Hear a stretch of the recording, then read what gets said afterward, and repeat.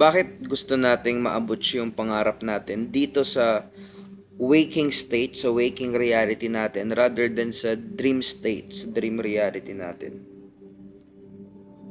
I mean, ang dami nating attempt pagdating dito sa waking state para ma-achieve yung mga gusto mong ma-achieve. Pero hindi ka pa man nag-try ma-achieve yung mga gusto mong ma-achieve sa dream state. Kasi, ewan ko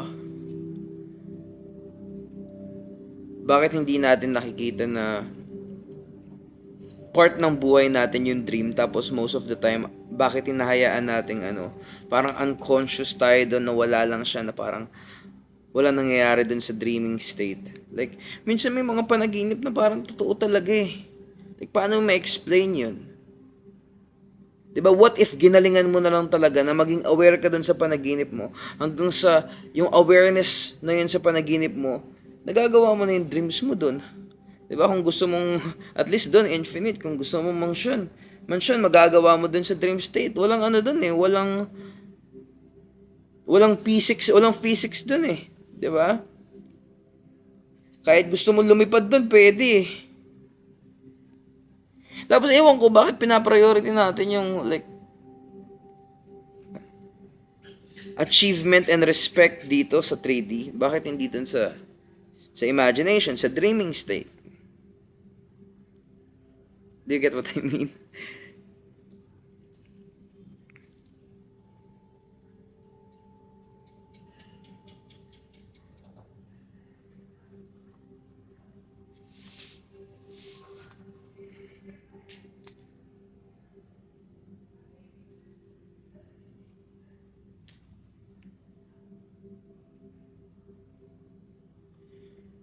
Bago ba sa yung marinig na you're living in two worlds?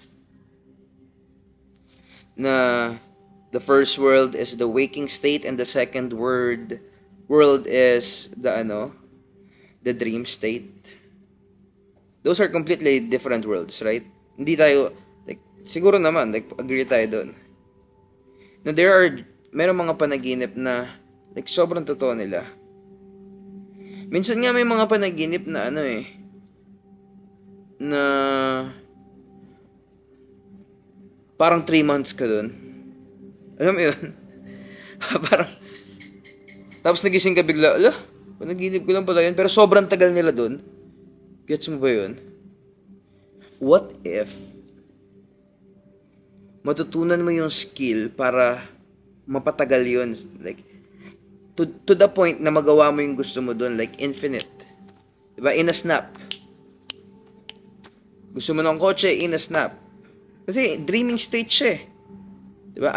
Ngayon, ang tatanong ko sa'yo is, ready ka ba doon sa feeling na yon? Diba, for example, gusto mo ng sports car. O paano pag ginanon sa panaginip yun sa'yo? Familiar ka ba doon sa feeling na yon? Yun yung kailangan mong ma-familiarize dun sa feeling na yun. Yun yung sinasabi nilang na feel it now. No? And kapag na-feel mo yun ngayon, that's it. Like that's in the entire process of reality creation. Feel the thing you desire right now. The accomplishment of your desire right now. Yun yung sinasabi ni Neville Goddard na assume the feeling of the wish fulfilled. Despite of the senses. Sabi niya ganun. Despite of the senses. Ano ibig sabihin ng despite of the senses? Kahit hindi yun yung nakikita ng senses mo.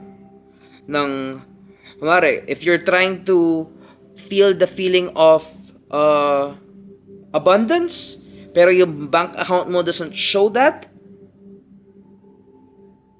tapos most of the time, magiging slave tayo dun sa nakikita natin sa bank account. So, ina-assume natin yung feeling ng lack.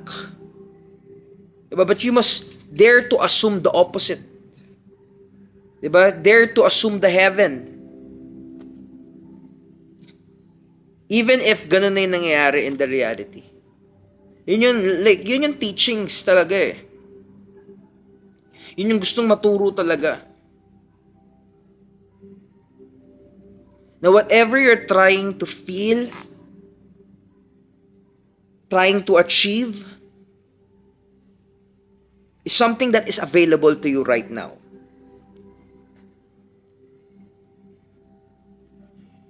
And feeling ko yung reason bakit hindi makita ng mga tao to is, hindi sila talaga nakakaabot sa point ng stillness. Like, mahirap sa kanilang umupo ng walang ginagawa ng 1 oras lang. Like, kahit hindi nakapikit yung mata mo, like, upo ka lang. Wala kang gagawin. Like, tignan mo lang kung saan ka dadalhin nun. Tignan mo kung biglang, tignan mo yung kung saan ka, kung anong lalaruin ng mind sa'yo. May bigla kang gagawin, alam mo yun, pero you remain there. Sit there for 1 hour. Kahit anong feeling na na may kailangan kang gawin, sit there. And then see for yourself, ano yung mga, like, what is the inner voice? Anong inaaso mo sa sarili mo?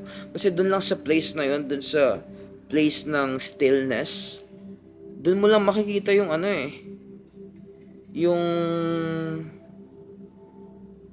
yung true state mo ba? Yung I amness mo. Yung pure awareness mo. Tapos yun yung magiging workplace mo para ma-feel mo yung desired state mo. You get what I mean?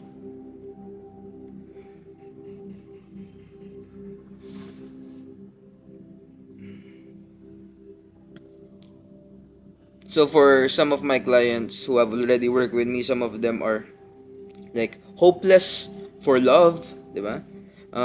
Because they were betrayed in the past.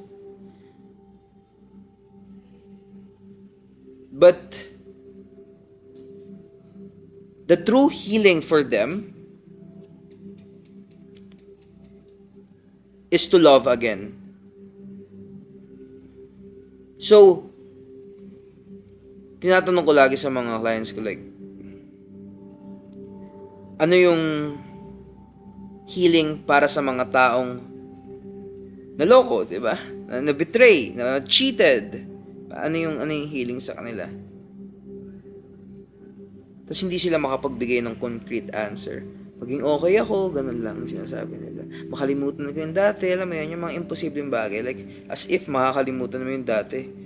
Diba? Yung dating ang hindi man ganun kasakit, like, kung meron ngang kumagat sa'yo ng aso dati, matatandaan mo yun eh. Eh yung sakit na naramdaman ng betrayal, hindi lang naman kagat ng aso eh.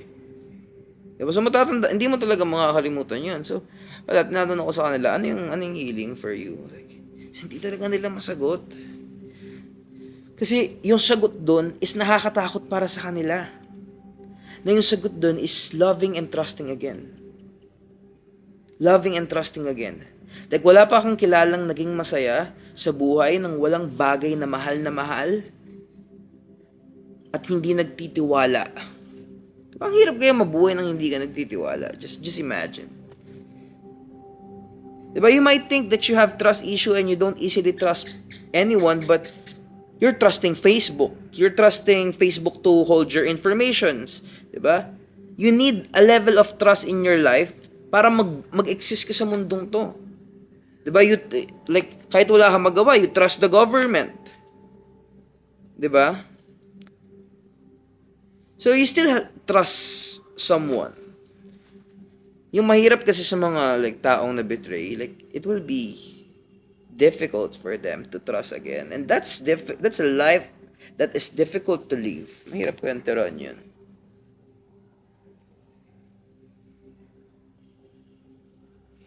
Anyway,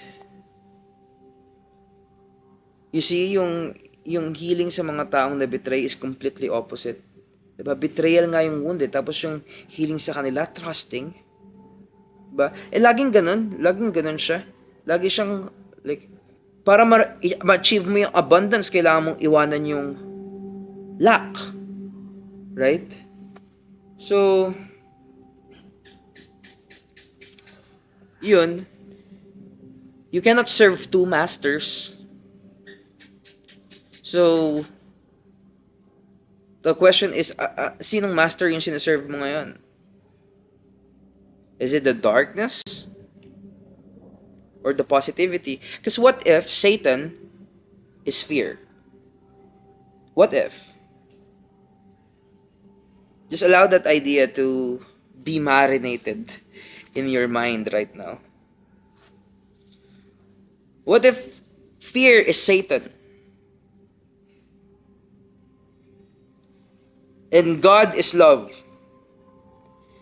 And every day you're always choosing, either you live your life by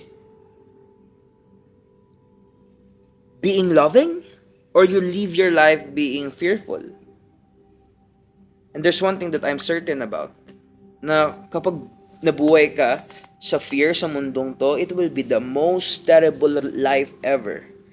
But if you live this life ng pure love, lahat ng decisions mo, it will be scary, but it will be the most meaningful and the most beautiful.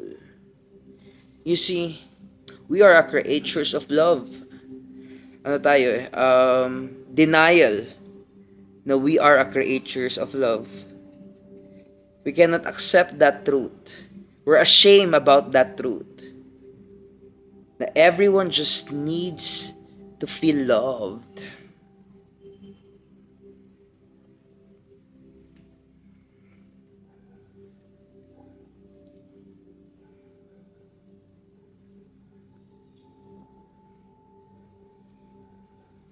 You know what? I started this vlog to overcome my fear of speaking in front of the camera.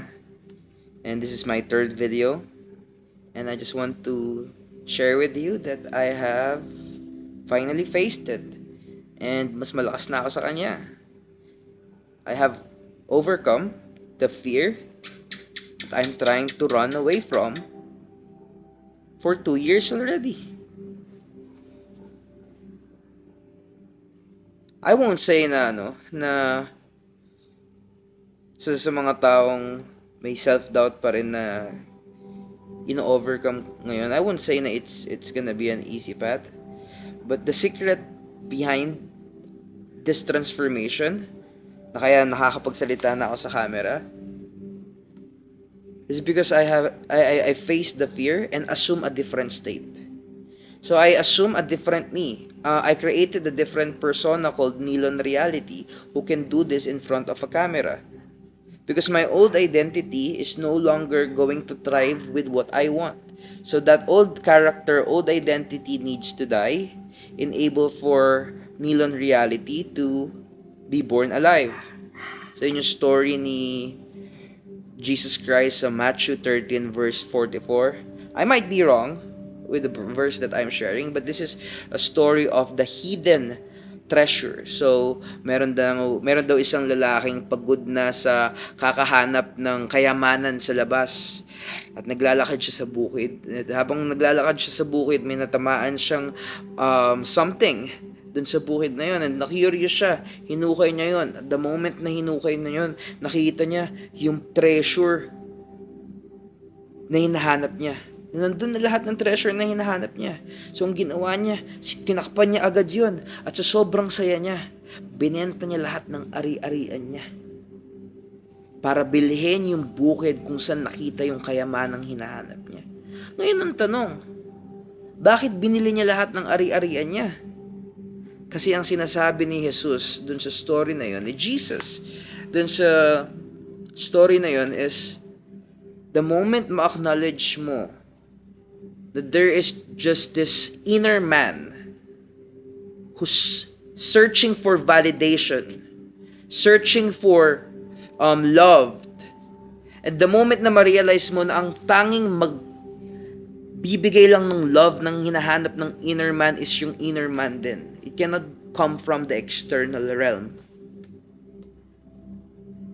And kapag na-realize mo yung truth na yun, that's what Jesus Christ means, na huwag ka nang babalik ulit dun sa dating living mo. Ibenta mo na lahat ng dating ikaw. Like, you have to change your complete identity entirely, enable for you to operate differently in this world. Does that make sense? So I challenge you to create a name for yourself, a new name, and create that character. How does that character speaks? Walk. Diba? Ano yung mga ginagawa niya? Anyway, this has been a fun conversation with you guys.